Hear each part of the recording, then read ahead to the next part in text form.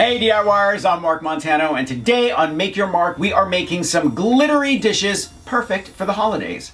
Now before I forget, I want you to thumbs up if you like this video and leave me a comment if you have a question about this project or you just want to say hi. Are you ready? Let's make some holiday glittery bowls.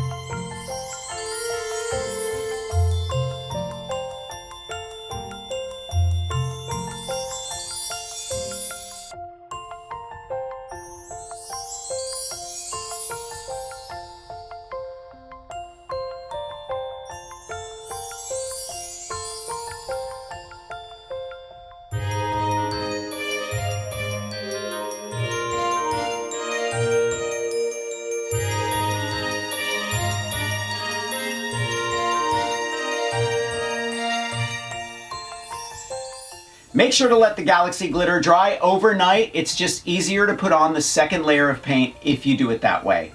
Thumbs up if you like this video, leave me a comment and I will get back to you. Subscribe to my channel if you haven't already, and make sure to press that notification bell so you know when I have a new video.